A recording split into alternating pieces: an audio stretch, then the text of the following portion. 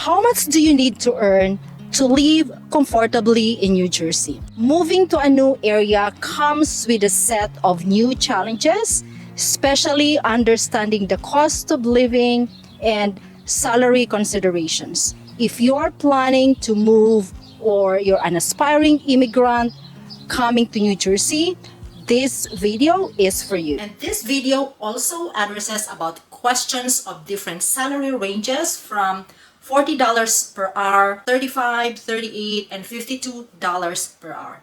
So first, we'll break down, we'll take a closer look at expenses, housing, transportation, rent, utilities, and more, so that you will have a better look at what to expect. Second, we move on to the crucial part, determining how much salary you need to cover these expenses comfortably. We will discuss how your income translates to your lifestyle and provide tips on how to manage your finances in one of the highest tax states in the country. First, cost of living in New Jersey is about 20% higher than the national average.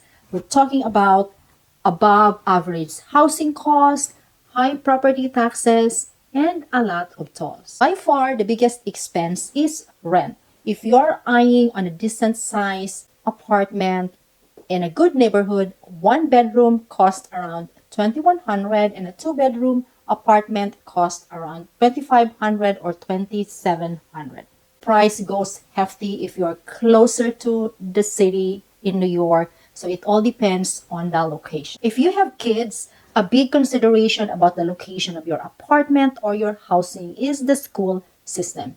It's crucial to the academic success and future opportunities of your children. Second, electricity and gas bills.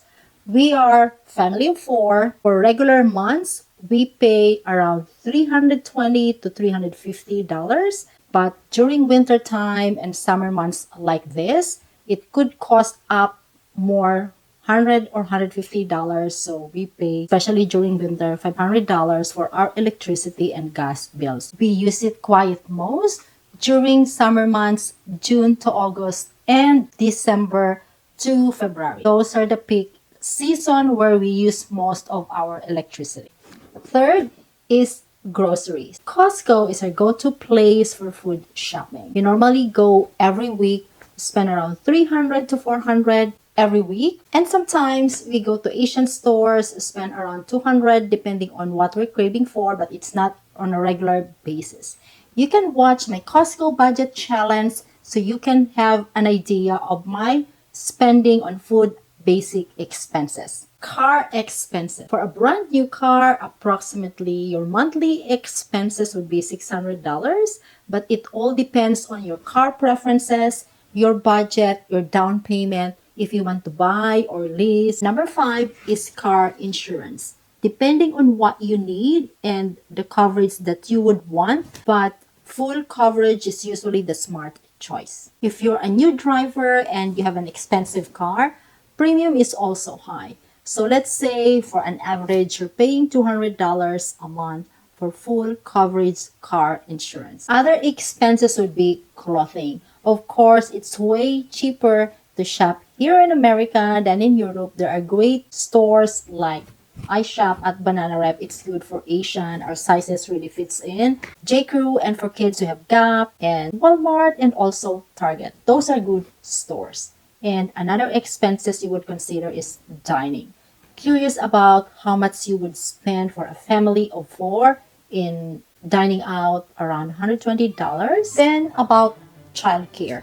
Considerations would be the location, type of care, and the age of the child. It's not infant or toddler, it's more expensive. Approximately $500 a week per child, or it could be more or it could be less depending on what special programs they offer. Next is phone plans. Depending on what company you use and how much data you would have to spend, I pay $75 a month for my cell phone plans. So how much would be our monthly expenses? Rent, $2,500. Groceries, $1,500. Electrical bills and gas, $200. For your phone, $75. and your car expenses is 600 plus your car insurance of 200. So that is 5,075.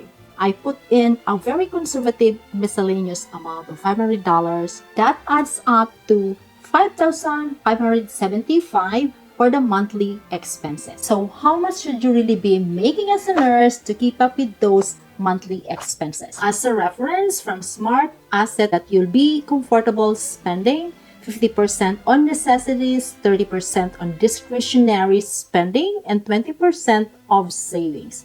But in the real world, how do you break this down? Now, let's do the math. This might not be the exciting part for the salary. For the purpose of this video, we're going to answer the question from one of our viewers, from Louis. I have an offer of $52 per hour for a family of 4, my wife, a 3-year-old, and a 1-year-old. How much would be the house, apartment, cost of living, and would this be enough? Then we will do the math. $52 per hour times 2,080 working hours per year would give you an annual salary of $108,160.